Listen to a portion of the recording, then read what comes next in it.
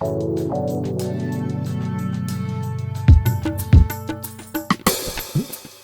and welcome to the Ubuntu podcast. My name is Pierra. I am your host. We are celebrating the International Literacy Month, and we're going to have a very exciting conversation about matters literacy in Kenya and globally. I'm currently joined by a host of incredible people. I'll let them introduce themselves, and we can have a good discussion. Yeah, karibuni sana. My name is Alex. I'm the co-founder of the Waidera project, where we animate and narrate African literature and a bit of world literature. And I'm looking forward to this conversation. Wangari Mwambi is my name. I'm an educator and currently serving as the managing director at Anpet Academy Gilgil. And I'm so happy to be here to discuss matters literacy. Okay, my name is Patrick. I'm a local journalist working in Nakuru. I work with Nakuru Television Network. I'm happy to join this panel of experts to discuss matters literacy. So yeah, these are our incredible hosts, and we'll have. I'm actually very excited to have this conversation because each and everyone will bring a different perspective to literature. So, in case you had no idea, September is International Literacy Month. And it's a global campaign that's put together to help to raise literacy levels and to champion for education and literacy as a basic human right. And if you've noticed, there's a host of different festivals, book fairs happening currently even in Kenya. We have Makondo is currently live in Nairobi. We have the Nairobi Literature Festival. Nakuru has its own Kitabu Fest. And all these are just vessels that kind of channel the need to have everyone reading and learning together. So I have a few questions for you guys, and maybe you can help me to understand literature from your point of perspective. And what do you think literature looks like today in Kenya? From my point of view, I think literature or the reading culture in itself is declining in Kenya. Even as we do have all these festivals going on, for the general population, we're not looking good. When you speak to your friends, your contemporaries, you ask, when was the last time you read a book which was not in school? You get, it's been a couple of months, it's been years. So I don't think we're doing too well when it comes to literature in Kenya right now. I stand to differ in terms of what he's saying, because I feel like especially the introduction of the CBE curriculum, I feel like children have more access to learning materials, and therefore I feel like kids and the future generations may be having an improved level of literacy in Kenya. Yeah. Is that not countering what he said? Yeah, I'm countering what he's saying. Yeah, That's why I said I beg to differ. He's saying that people are not readers, but I think among maybe the older generations, due to maybe the introduction of the internet and the brain rot that is currently happening, I think the older generations maybe would have a declining rate of reading. But when you see the younger generations and the upcoming generations, I would think that the literacy levels in Kenya are likely to improve. Yeah, I'd say reading is kind of what the point that's coming across from you two is that reading or the reading culture is confined in institutions and like learning institutions, and that's a problem for people who are not in a learning institution. Patrick, you work in a different field. Yeah. And so allow me to say this. We could be talking about literacy levels in our country and looking at the rate at which we are churning out students from our educational institutions, right from when they are young all the way to maybe secondary school. And a lot of what that entails could be that we are having students who just read because they have to get these instructions and they have to pass some assessment at some point, at which point, immediately after school, there's a decline. And that has been documented, that for the most part, people just read because there is a need to pass a certain exam, there is a need to pass a certain assessment. And so looking at the young people, if we talk about maybe from age 7 to around 18, then you can say we are good. You could use that to You could use that metric to assume that we are doing well in terms of literacy levels. But if you look at immediately after school, what is the retention rate for people who are actually reading? And that is on the decline. So I think we have a problem. And of course, if you look at the last 10 years, there has been some meaningful increase because we changed our education system. That could also account for a bit of the uptick, but we have a problem and we need to do something. That's actually a very good segue to my next question, which was, how have you seen the landscape of the literature change in maybe the last decade? Well, so I'll have to put it into context. So the last decade, we are talking about 2015 to now. Mm-hmm. And a lot of the decline, for lack of a better word, has been attributed. If you look at it contextually, you look at from 2002, when the government of Kenya did a policy shift and we introduced free primary education. At that point, and the 10 years that followed, there was high literacy levels. You remember Kimani Maruge, an 80-year-old man from Eldoret who went back to school, to primary school, to actually go and read. So at that point, we were looking at very improved literacy levels because then education was free. And so access was available. The government actually followed up that commitment, equipped schools, built new classes. And even in the villages, there was a lot of uptake. And so for that duration, up to around 2012, when now Kibaki left that, of course, that is where now we started to note decline. And the decline was partly attributed to the fact that the successive governments were not as keen as the previous government in terms of enhancing that access to education. Mm-hmm. And so education accounts for a lot because literacy is not just education. It's also about what do the average people do out there in the villages. Do people read? Do we have a reading culture? Do we have libraries? All that. And so looking at the last 10 years, I would say we are somewhere. We are not where we are supposed to be. But if you look at it contextually from 2000, then there's a noted decline. And that needs to be addressed both at policy level and also as a societal issue. Wangari, what do you have to say about that? I would say that I agree to some extent with what he's saying. However, I tend to think that literacy goes beyond just the books. And with the high uptake of probably the internet and access to rural areas, as you can tell right now, kids even as young as 8 are able to access the internet. And I think once we're able to shift our perspective away from just reading books, that's not the only way that people can gain knowledge. And that cannot be the only metric that is being used to assess their literacy levels. Because then we'd have to, first of all, understand what is literacy and how do we measure it so that we can be able to see, is there an increase or is there a decline in the same? And we should also be able to think about the wider scope in terms of a wider population. For instance, when he speaks about 202 to the past 10 years, for instance, one could say that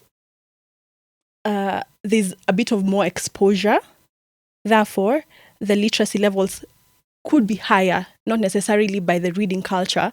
You may have access to things like digital literacy, which then can be used as a metric to measure are people actually learning, are things improving. So for him to say that only reading can be the metric, then I beg to differ with that. So building up on that specific point on people who are consuming different media of literature, Alex is animating classical books and I think current ones as well.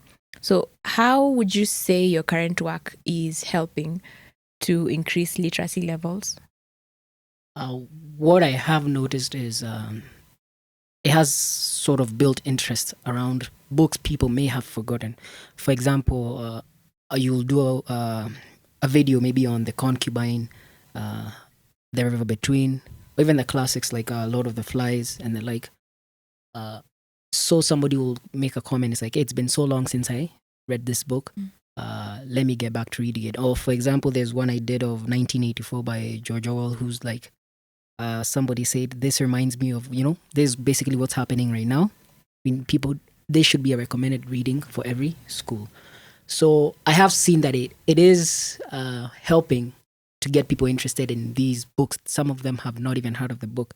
So they're like, oh, I didn't know books contain these stories. I just thought I could just watch Netflix. And they're like, on the downside, though, sometimes you find a student saying, I was supposed to do an exam. This has helped me a lot. Meaning they have not actually read the book. They just watched the video. So there's the upside to it, but there is also when it comes to digital media in itself, can make people lazy. And I think Maureen had mentioned earlier about the brain rot in the sense of when talking about literacy in itself, the way we communicate, the way we write, you're more likely to go on YouTube, go on socials to look for an explanation to something instead of going and actually researching on that topic and reading about it. By that, I mean how we even write. You can see even, I think there is a change even in the grammar that we use. You're now more likely to use incorrect grammar because it's being used in these mediums. Whether it's Swahili, English, or these other languages, you're seeing incorrect grammar and language used in socials, especially, Facebook, Twitter, and the like. So you're going to switch it into how you communicate, and then it then becomes how you use it to write. So I think I have seen that aspect of the decline of literature through, the digital media form. Yeah. Isn't that a bit, I don't term it as elitist, because in a lot of these spaces, we don't use correct English, correct in the terms that we were taught in school, but you'll use Sheng. Is that not a medium that can be used to gauge our level of literacy? Yeah, I think maybe it can appear a bit elitist or something like that. But I do think when it comes to language, as even if you're a linguist, you look at things like when you're in the present, say you're going to the University of Dar es Salaam, you're studying, you're expected to meet a particular standard of language. For when you're writing, if it's casual writing, for example, in Zora Neale Hurston in The Eyes of Watching God, she uses the language that they used back in the early 19th century in the US, the South. So they had a particular way of, But now when it comes to actually communicating in her other works, she does use the correct or grammatical English. But even Sheng as a medium is just a linguistic tool for how these people communicate. But now when you're trying to talk about a particular subject matter, there is a universal or standard that we should use, because language does matter in the way that we use it. For example, if it's Swahili, there are words that you don't replace, or when you're trying to pass out a message as a universal language, you say the what I'm going to write in Swahili, so it can be read in Tanzania, it can be read in Zambia, in Congo, in Kenya. It should be a standard Swahili, so that you're not, let me use the word, corrupting the language in a way. That's how I feel about even the way we communicate. There is room for casualness or the evolving of language, because even English in itself has evolved over centuries and the like. But there is a way in which when you're going back to the source, right? We're going to go back to the real meaning of the word. And you see how words even in themselves, like Swahili, when you talk about it, we used to say tenje was radio back in the day. Now people use it for phone, right? Now if you're reading a book, what would you, when you see that word, when you go to the section where they're trying to, this is the meaning of the word, what's the correct meaning for it, right? We know that's now a language that keeps on evolving and changing. But for the Swahili word for radio, it stays the same. For phone, it stays the same forever and ever. Okay. So I do feel there is a need to still remain to the original language. Yeah. This next question is particularly addressed to Patrick and Maureen, because you're a dad and you're a teacher who spends a lot of time with kids. What would you say? We are actually experiencing a shift in education. It's still being implemented because the first class that was addressed with CBC has not even completed the education cycle. And as people who, I think you guys studied H44, and you've lived through H44, but now you're seeing the shift in CBC. what would you say that the current education system, like how is it working to improve literacy? Would you say it's improving it? I think I'll go first. As a father, I have 2 Gen Alpha kids who are actually doing the new CBE or the CBC model. And so CBC as a model was a policy change from government, and they felt like the previous system that we used to have, which was the 844, sort of produced people who didn't internalize information. There was consensus among educational stakeholders that the disadvantage of 844 is that it tended to focus really on just producing people, so long as you can memorize something. And so that becomes the instrument by which you can get to where you want. So you can cram all the subjects. If you have that retention memory, then it allows you to score, because there's no place for critical thinking.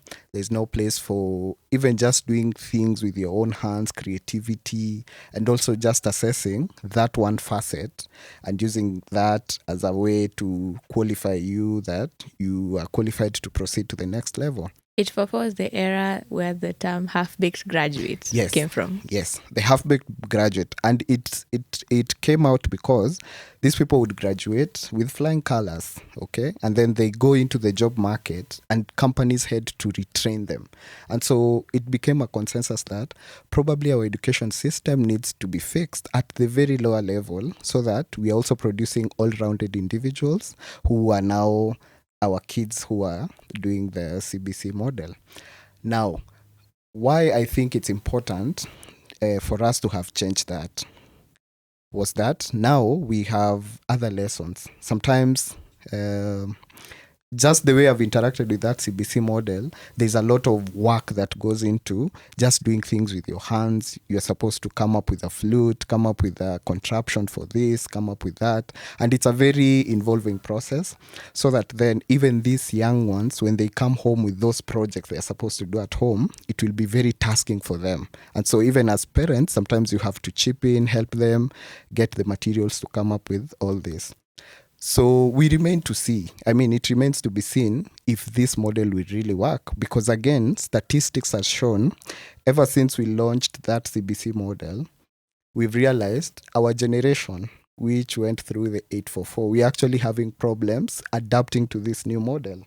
So that if there's a homework to be done and I'm supposed to actually help, I also don't know how to help as a parent. And this is something that has been actually documented, that for the most part, our generation do not understand this new model, okay?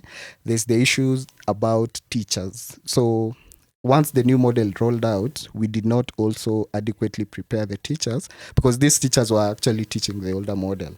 So we needed to capacity build them for them to really grasp the concept of CBC to now impart it into our young ones. So, but I think those are teething problems. I would say between the first 5 years of implementing any new educational shift, there has to be those teething problems.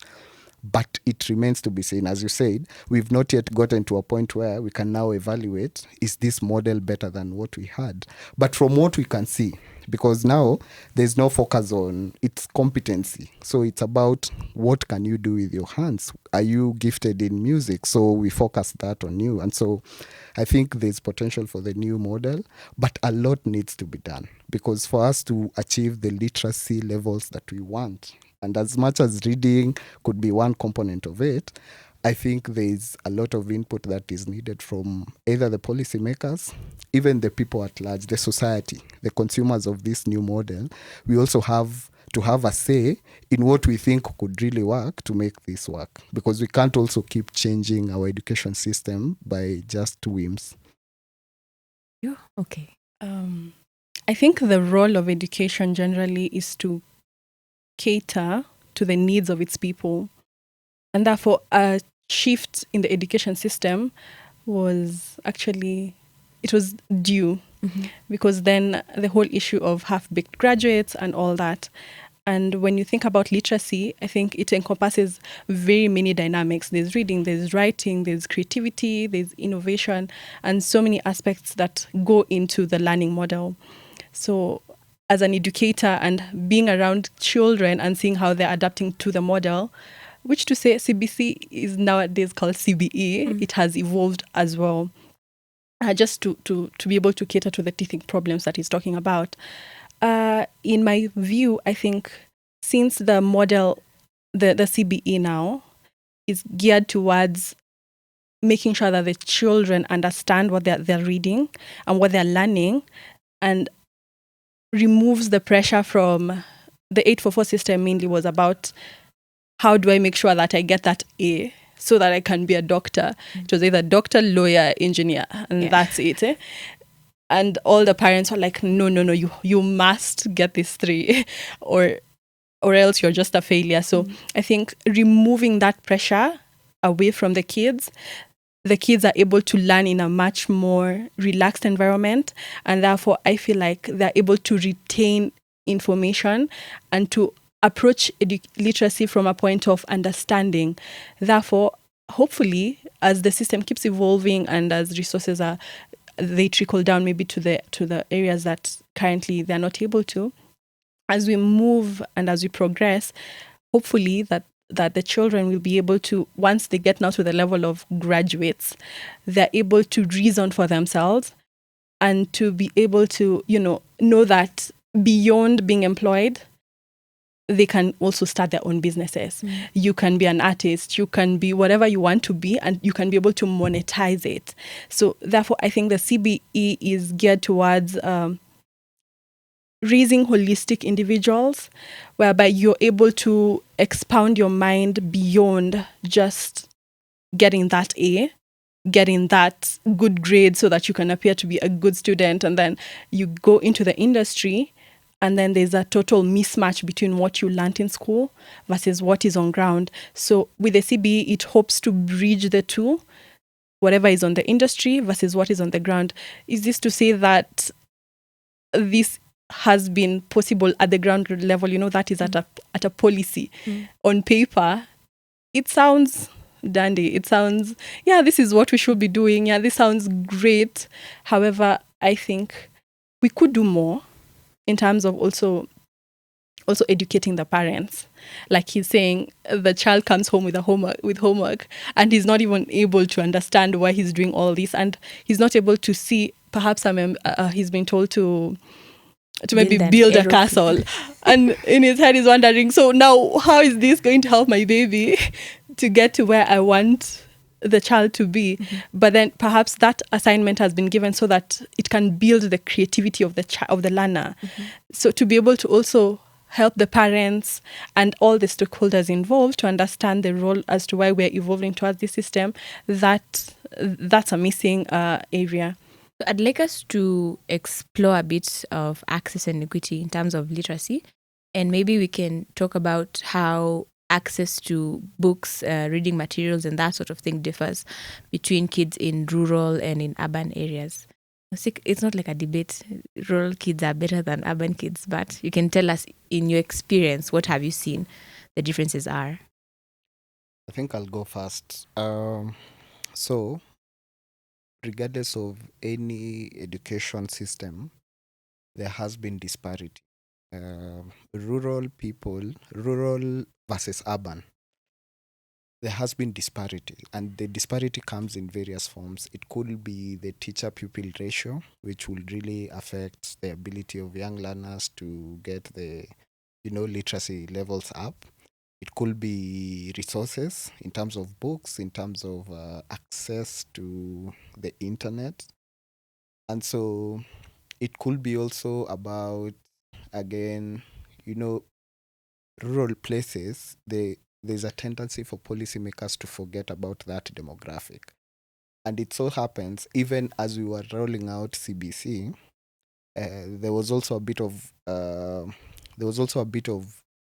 that also showing itself, because you realize that CBC is a very interactive curriculum as it is, and we've been told it's now CBE. It's very engaging, and therefore access to materials that would then help the learner to get that which is required is also, there's like a disproportionate access to those materials. So it could be books, it could be the access to the internet, And the way CBC is framed, it will portend that for even those physical activities, the things that will then show the kids to be creative, to have critical thinking, the materials that they need to rely upon are not equitably distributed in rural areas. And so that is also a concern that we are grappling with even at the moment. In as much as CBC is touted as that system that will now help our kids get access to and even get the knowledge in terms of critical thinking, in terms of, creativity and all that, there is still lagging in terms of access in rural areas as compared to the urban areas. As an educator, what are your thoughts on the equity? I think currently there is generally a huge disparity in terms of equality among the learners. So you'd see that, just as he has said, the CBE is quite resource intensive. That's what one would say. In as much as the ministry advocates that the teachers who are dispatched in rural areas, that they use the materials they're in, then you cannot compare kids who are in urban areas, who have access to maybe the internet, to resources. You could not compare children maybe of the pastoralists and the nomads, because of the lifestyle, they keep moving. These issues are yet to be addressed, and just shifting the system from the 844, because the same issues were there prior to the new system, but it's quite evident that policymakers and the government and all the stakeholders involved are yet to address these disparity issues. Then just implementing a new system does not automatically make it seem that now all the problems have gone, are now not there anymore. So I'd say in terms of equality, there's no equality. In as much as we would like for that to be the case, there's no equality. And we would like that as we move forward, all kids should have an equal opportunity to making it, because you'd find a very bright child who's perhaps not from a privileged background. And if they do not have the same opportunities with a child who is perhaps from the urban areas, who has access to all these things, exposed to all these things, and then now we have removed the grading system as is. So now, currently, I would say there's no metric really to say, okay, now this child is quite bright, they're from the rural area, they would have equal access, just like they would maybe perhaps in the 844 system. So I think once we're able to address these issues, then there would be equality. But currently, there's really no equality. Yeah. Alex? Yeah, I think we are very, very far from reaching that level of where there's equity and access to all these materials, whether they be books, whether they even be time as a resource, because even when speaking about rural and urban kids, the lifestyle that they live is different. What they're expected to do even at home is different. So for example, one thing you'll find is in rural areas, kids still take on so many responsibilities. So the time that they should be using to read, to do the homework, is now spent on, going to get kuni. They have to do all these things, go look after the young ones. Urban kids do tend to be a bit more privileged and do have the time to be, it's almost a choice not to read. And not saying that they don't also have chores, but they, compared to the level that rural kids do have, a lot of their time does go into doing other things and not into focusing on their studies. So it is also an issue of a socioeconomic issue, because when your parents are not at a level that they can provide you space to do that, and it's not their fault, they do need help. That makes it a bit difficult even for the rural kids to catch up, to be at a level where the urban kid who just goes to school, comes home, does the homework, goes and play, has access to the internet. Yeah, so I think that is still a huge problem, and we're still not at a level where we know what are we going to do about it and how we're going to solve this issue. Okay, I think now that we've established, you had a point? Yeah, and to add on to that, it would also be unfair to assume that children who are just in the urban areas, all of them are privileged. It would be quite unfair as well, because then when you boil it down to perhaps children who are in the slums, they do not have the same level of access to resources.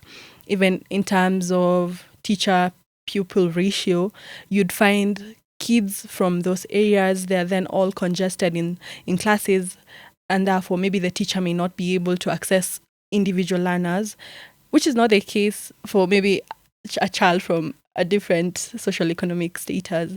So then we also need to address, as we move towards policy changes, on how even children from urban areas who are perhaps in slums and in areas that are not quite privileged, they're able to access equal levels of education across board, regardless of whether you're from a rich area. Therefore, that way, education then moves away from status quo to the individual learner, all individual learners getting access, inclusion. It's a very intense point, because in all aspects of life, even like in health, in food access, a lot of things are boiled down to class, what you can be able to afford at any given time. And to think that education is supposed to be the one tool that's supposed to make us all equal, but it's also the tool that that can also be used as a step up. Someone with access to more books, someone with access to a library, someone with access to an iPad is a step ahead of a child who doesn't have access to these things. Continues to be a problem. And I think you guys are all plugged into different awareness programs that kind of help with increasing literature in one level or another. So what are some of the solutions that you've seen being put across to address this problem? I think moving towards EdTech in terms of digital literacy, I think that can be a tool that can be used to address these problems, especially access to things like books. Because then when we wait for people to have access maybe to the physical books, to the libraries, we may not have sufficient resources. So then NGOs that come in and assist upcoming local EdTech programs, then through the donors and through these NGOs, we can be able to implement the same to the children. So perhaps maybe if we have an NGO, or we become EdTech startups, so maybe the Tribeless Youth startup, then we can go to these schools, even in rural areas, and give them access to resources, even in form of what are they called? The digital platforms, the e-books. Therefore, the children do not have necessarily to have the book or to be able to access education. I think that's one of the ways we can have solutions to the same.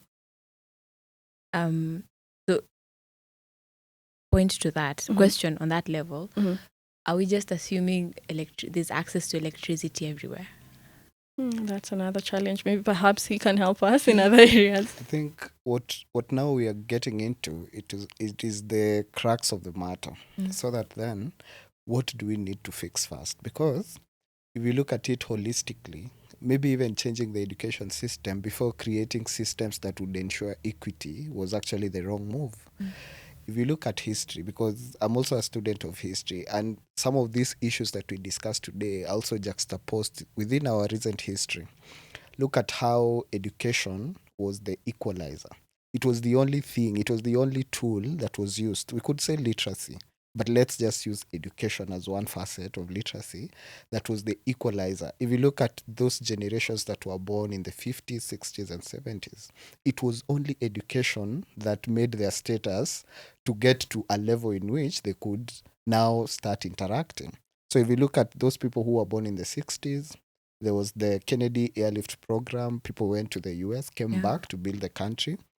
We have various things that we've seen, even in our own homesteads, where probably my dad went to high school. There was Chango in that community because he was probably the only person who was bright enough and got access to a limited opportunity at the time. But then we never dealt with the actual issue that would then make education, because they've said educational literacy is the greatest equalizer in any society.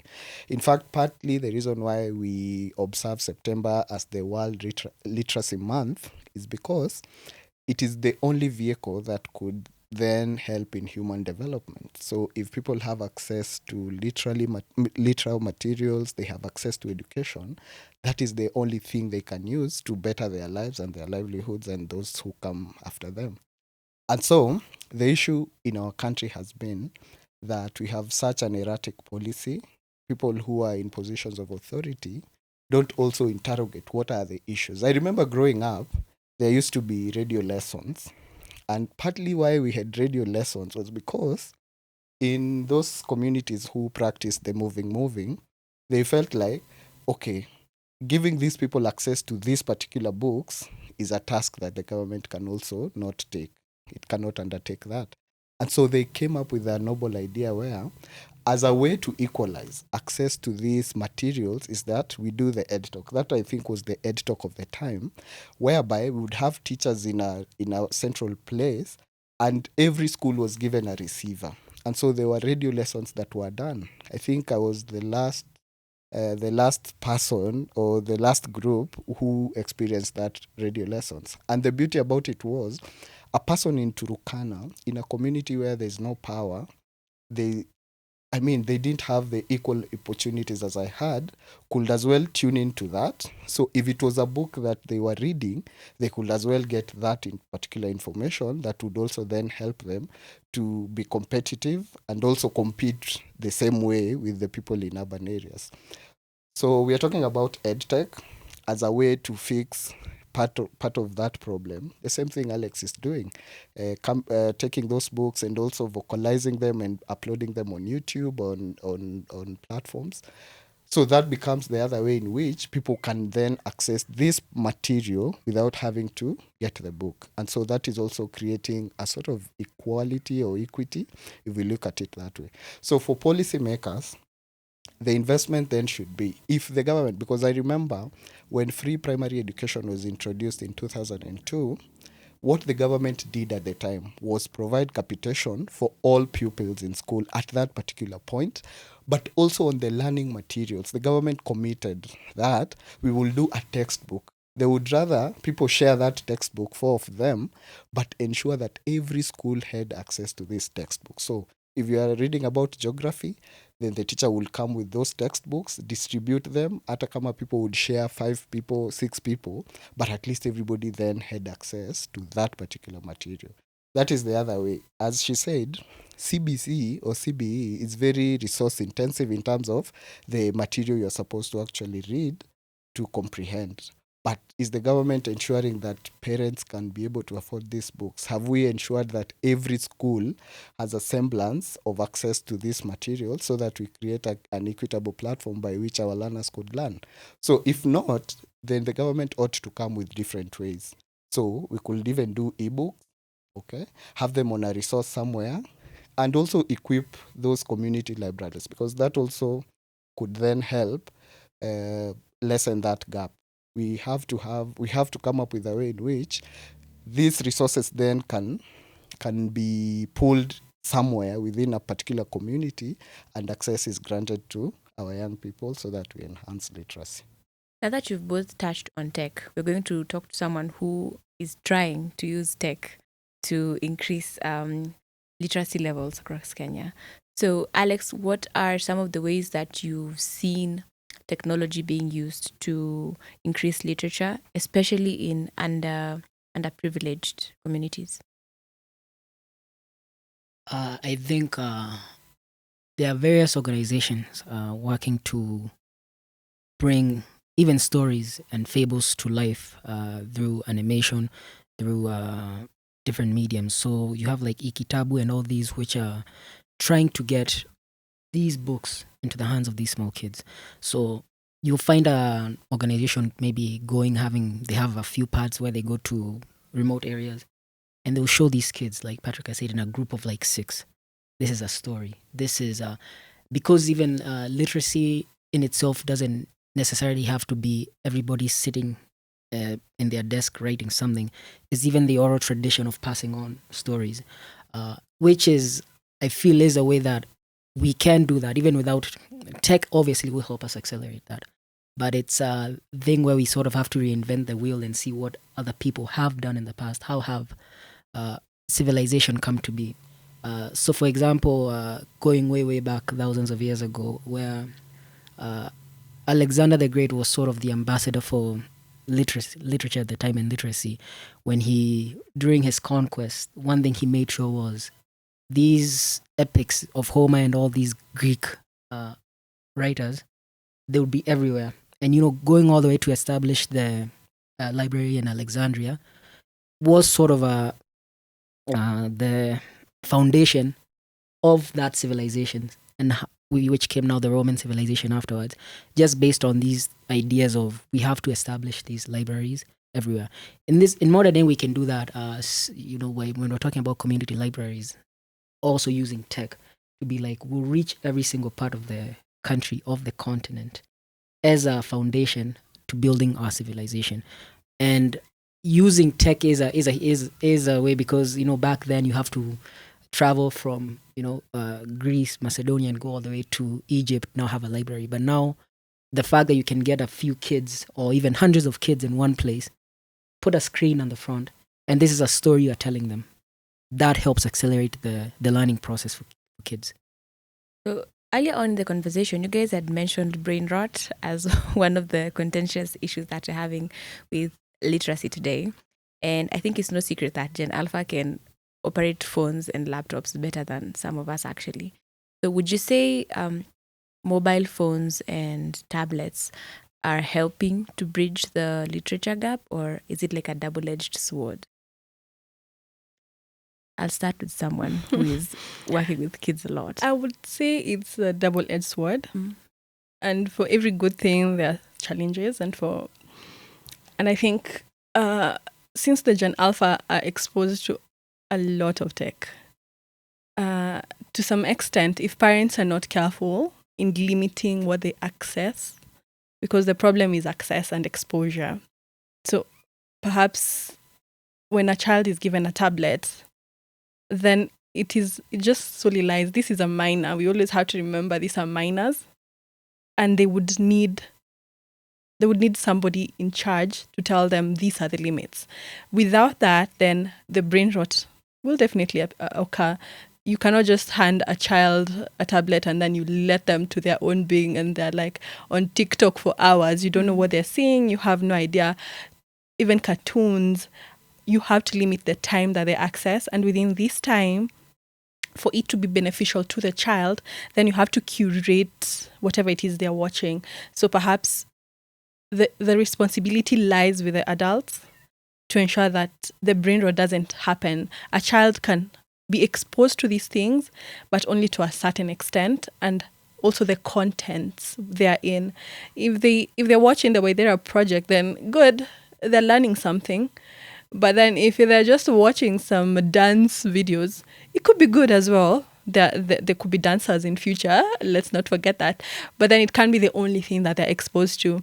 So I think responsibility with every good thing, there's also a sense of responsibility that should be there.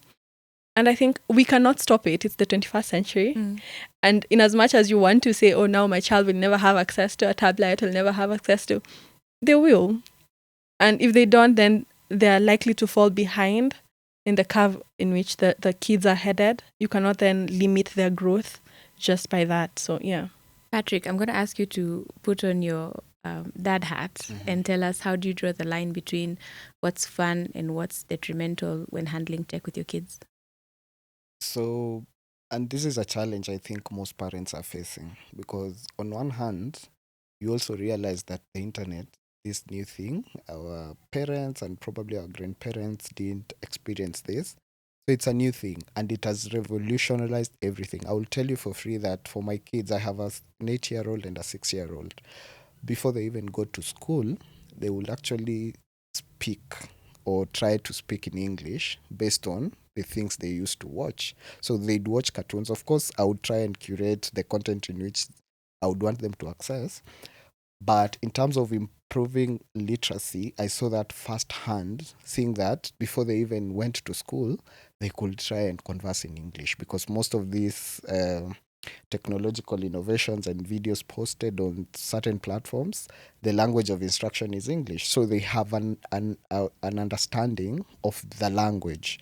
Two, again, being a millennial, I was also concerned about, because I didn't have a phone until probably I was maybe 16, and I was lucky to have it at that point, which also means my parents had access to phones when they were a bit older. And so this is what we were used to. So giving a tablet to a 5-year-old, a 6-year-old, again, comes with the fear, what is this gadget going to do to my kid? In as much as I'd want to really control what they access, in as much as I'd really want to try and be a responsible parent giving them that particular gadget, and also trying to limit what they can access. So this is what I would say.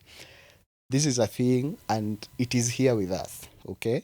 Every other thing, whatever Alex is doing with the Waithera project, is actually geared towards tapping these young minds.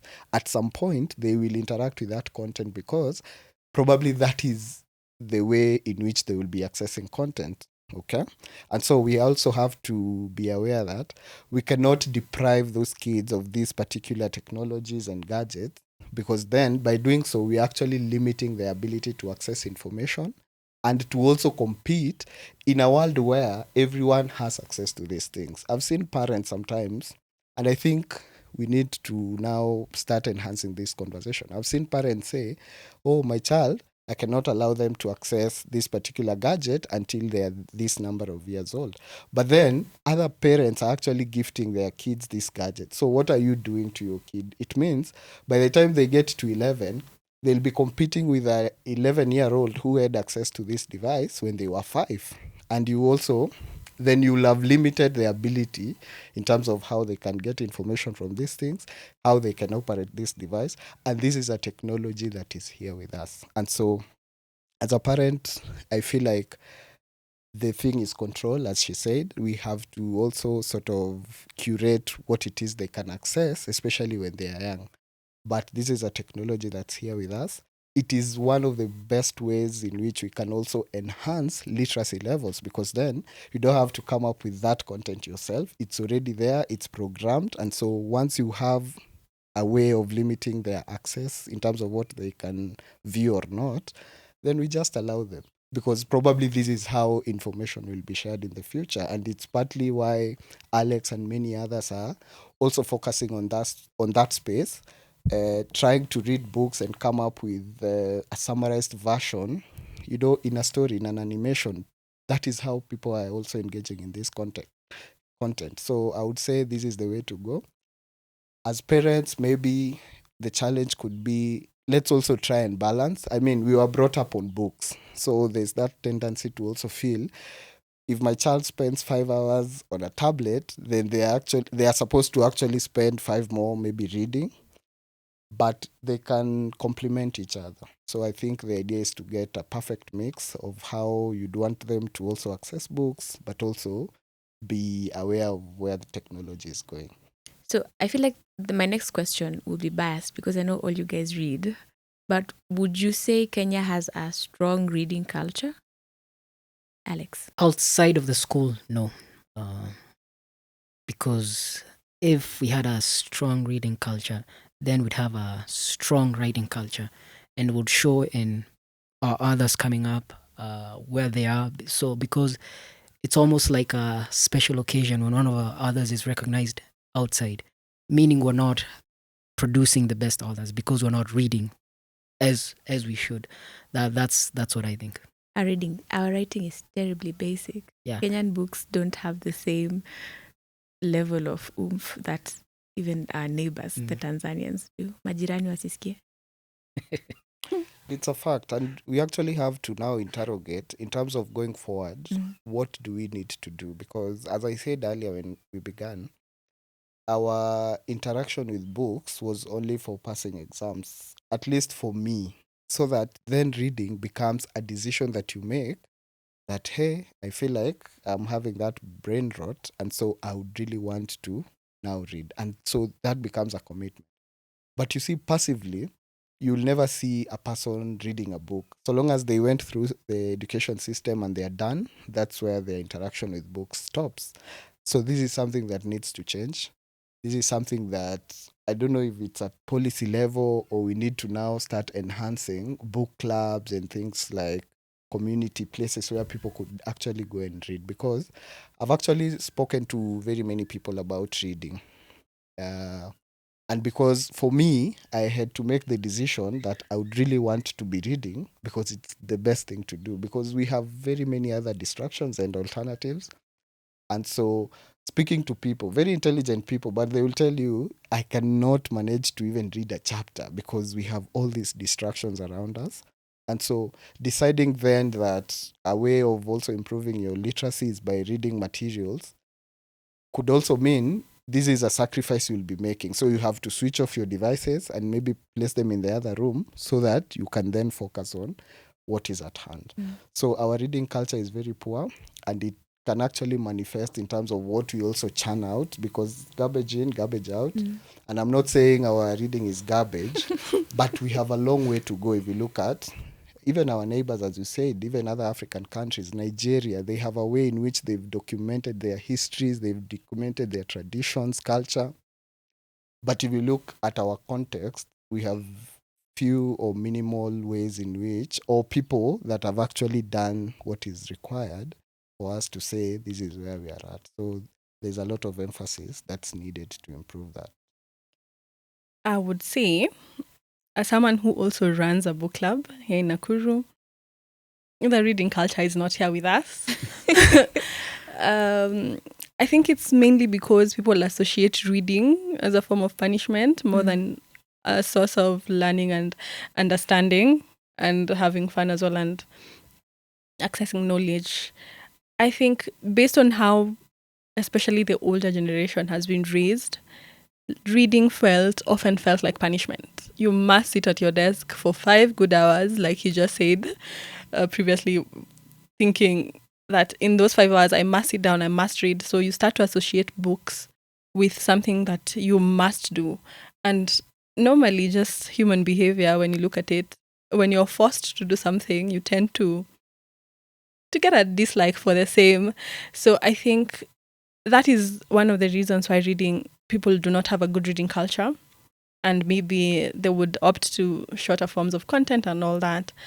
What was I going to say? In my view, I think to improve on that, perhaps just encouraging, especially the younger learners, because I feel like they must get the contents of this.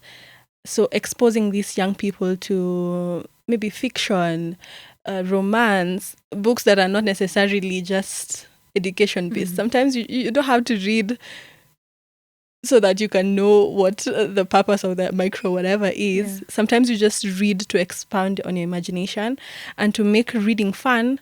Then that way we can be able to bridge the gap that is currently there. Would you say there's no hope for the older generation to There is hope for the older generation. They may be a bit harder to entice back into reading. But what I've seen currently, like I opened a book club, and in that book club we try to make it fun. So we do a mix and match of everything. So sometimes we perhaps we give out a book, and then you're given 2 months to read it. But now, because we meet monthly, in between we have to meet and have fun, just maybe go for a picnic, make it fun so that people can be able to read something. They won't read the entire book, I won't lie to you, but at least just that develops a culture within them. As someone who has been in several now dead book clubs, I actually reflect on what you're saying, because maybe it's the fact that life is lifing. There's so much to do as an adult. You find that even though 24 hours, there's always something to do that does not involve taking time for pleasure yourself, like just being in a space that you can do things you enjoy.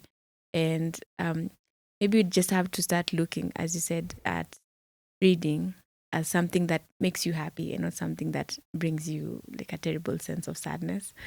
And as we segue into finding solutions, have you seen like any local initiatives or campaigns that you'd say are helping people to get back into the love for reading? I'm yet to see one currently, unless the others have been exposed to.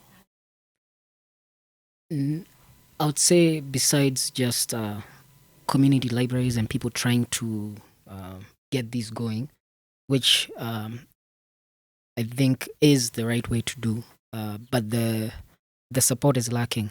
The will, even in itself, it's lacking. Sometimes you go to an area where people do not understand why are you so adamant on having these kids be in these libraries.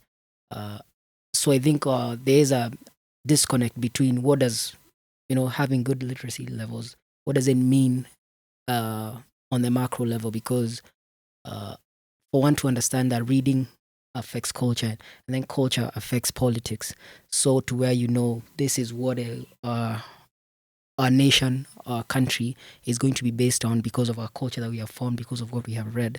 I think because we don't have that connection as a society, we still do not understand why we need to read, to for that it's not just to read to know random things so you can have nice things to say at meetings, but it's more about this is what will shape the future.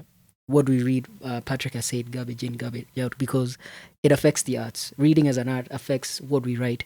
What we write is what musicians write. This is what people. So you even look at the art that we're churning out, the music that we're bringing out, shows we are not reading, right?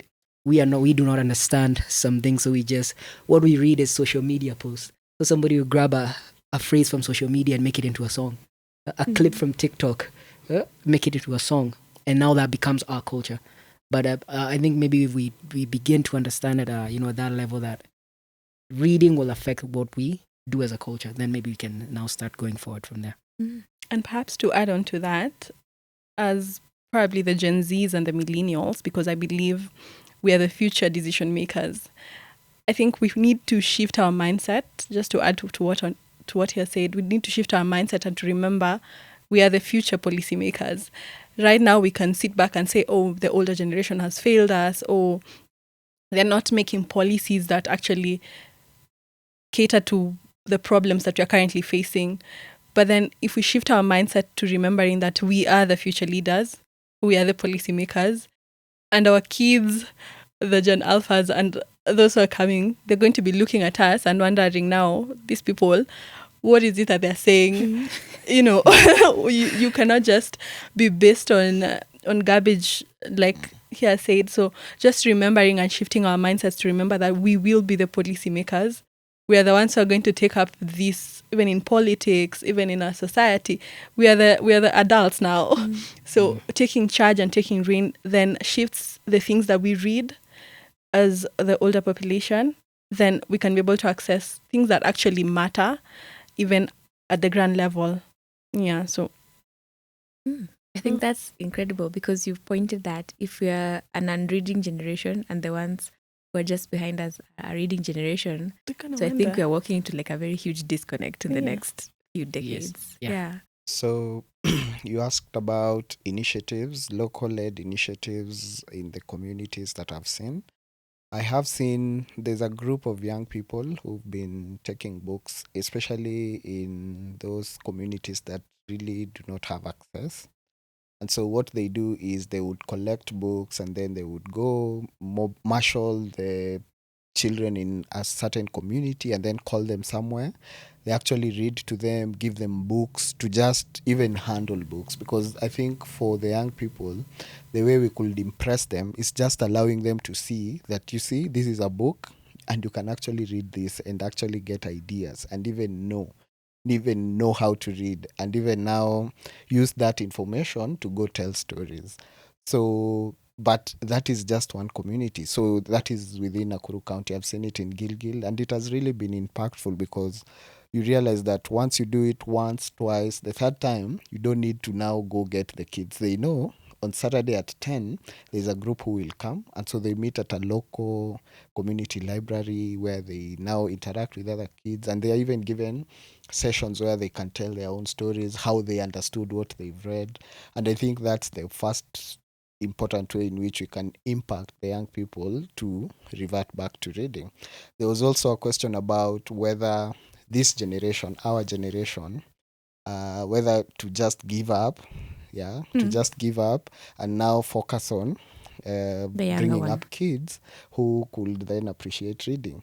And this is something I've been grappling with. You see, for young children, they will only do that which they see you do. So it's not about you telling them reading is important.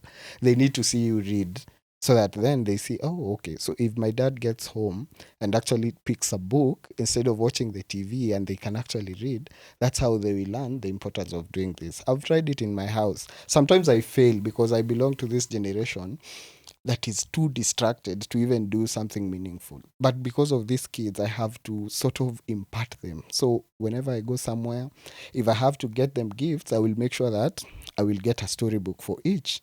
Maybe that's the only way in which I can try and nudge them in the right direction, in the hope that the current education system will also place a premium on them just reading to get information. That's how I think maybe going forward. And okay, so that is a community-led initiative. It's not enough because we need to have more people. We need to have companies, especially the publishers, just making their material available, even donating to such events so that we have access to the materials and then we mobilize kids. And then this is not a one-man solution. Everybody needs to replicate this in their communities and it will work wonders. Yeah, so I think I've seen a few initiatives that are working actively to increase literacy. And I think I'd give some honorable mentions. The Storytelling Club in Gilgil is doing a wonderful job with kids from marginalized areas with because just because you have access to a library does not mean you know how to read. So the fact that they volunteer their time to go help the kids read and increase their reading level, because a kid will go from reading words to connecting words into a sentence, connecting the sentence into a paragraph and then into a story. It's a journey, and it's incredible to see that there are people our age who are doing that. Another honorable mention is Kwani with a Q. There are a few Gen Zs who are doing a lot in terms of literature. They champion for books. They host talks with poets. They just champion for literacy on so many levels. And those are the two that I think I've seen doing incredible work. So just to kind of wrap this up, we're on the home run, guys. What do you think the future looks like for literacy in Kenya? I think it depends on what we do in the next couple of years. It's either we become a nation that knows nothing and just follows whatever comes, or we decide we're a nation that's going to read its history, read world history, and engage with what's going on. And then we chart our future, however it's going to be. So right now, with how things are going, it's almost like it's leaning more towards we're going to be a nation that just is waiting to be told what to do and not deciding for itself. But hopefully, as we're having these conversations, as we're talking more about literacy and literature and all these things, maybe more people can awaken to the fact that without reading, we do not have a future. Without knowing how to write, how to read, how to do, how to come up with ideas, how to create, how to be imaginative, we do not have a future. So I think it just does depend on what do we do in the next, not even as individuals, but still even as a government, with the policies that come. When you hear that funding is being reduced, that shows we'll see the effects of it 10 years from now. If you think we're doing bad right now, just wait until 10 years from now with what's going on in the country. So it's not looking good, but let's just hope that something can be done. In my view, I think the future is bright. We remain hopeful, regardless of the challenges that we are currently facing.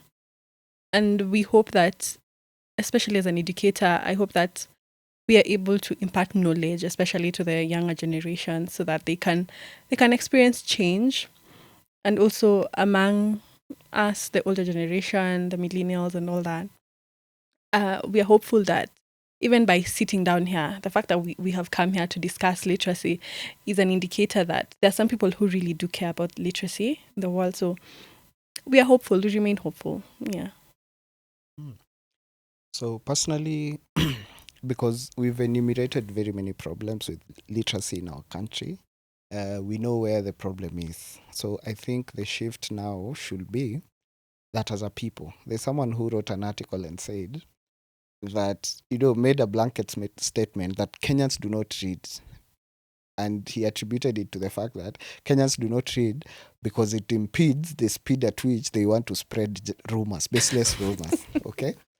It was like, it was a statement, but I had mixed feelings about it. In one hand, it's very funny thinking about why it's easier to just spread a rumor online about something that you've not really went and done hard research. But it also shows that in the absence of reading, we are deteriorating on these other facets. So it could be our art, could be our culture, even oral tradition. It has been on a low. Right now, I remember we were told stories by our grandmothers who would sit around a fire. Yeah. And I look at that and feel like I'm a very lucky person to have experienced a bit of that when I was young. Right now, my boy cannot converse with a grandfather for more than 5 minutes without wanting a gadget, jumping into other things. So the way forward could be we all do that which we can in our own individual levels, so that if you're a parent, you have kids, and you know the essence of literacy, and you know the importance of having to have your kids actually be different, just get them storybooks. Let's improve our reading culture. So the time that we spend maybe watching TV or on gadgets, let's also cut that in half and decide we'll be having a session where people can actually read. Let's now start enhancing in our small children, because as I said, I feel like our generation, we are trying to redeem ourselves. Of course, I belong to a book club. I have a book club. And I've seen the challenges. And as you said, because life is lifing. And so sometimes you don't have time to do that which you want. But we owe it to our children to really invest in wanting them to be literal, getting them to actually read. Because reading is the gateway. Reading is the gateway. So that's how they'll interact with other contents from other parts of the world. That's how they get to know. That's how they become imaginative. That's how they become creative. So that we secure a future for them by which they can now, be competitive 50 years down the line, instead of us just deciding that it's enough. Let's just get them tablets and all that. So I think everyone has a role to play. And it has to start at the family level. So whether it's your cousin, whether it's your niece, whether it's your kid, let's start at that level. Let's start the culture of getting storybook for kids. Let's get every reading material that we can to help these kids have that, and we'll be securing their futures. Yeah, so I think to add the cherry on top of what all of you guys have said is that I think as people, we need to first of all understand we have free will. Reading does not mean you have to read like a 200 word or 300 word book. If that is too much, start with the basics. Read, I don't know, go to Matata or something. Just start somewhere with something that you have the attention span for. And the best thing about the human mind is you build it. You start from the small one and then you build to an article, and then it's a book. Throughout life, you'll find yourself, you'll have to be reading something. If it's not for pleasure, you'll be reading lease agreements, you'll be reading mortgages, you'll be reading contracts for work. And if you truly cannot read a small sentence, these things are the ones that tie you up into decisions that you may not be able to walk out. So as we wrap up, I'm going to ask our guests to tell us where we can find them. And yeah. Oh, as I said, my name is Patrick. I work with Nakuru Television Network. Nakuru Television Network is an online platform that, apart from the very many other things we do, we are also trying to get information, because we believe in the power of information, and also making it readily available for people to just make decisions. So whatever decision at any level, we try and create content that resonates with the people. It could be issues on development, it could be about social issues. And you can find us across all social media platforms and on www.nakuru.tv. So you can find me at Wangari on all socials, Wangari_Mwambi. And also you can follow our business page at Anpet Academy Gilgil. And we hope that you can bring your children there so that we get to interact with them. Yeah. Thank you. If you want to watch these animation summaries of literature, you can go on YouTube at the Waithera Project.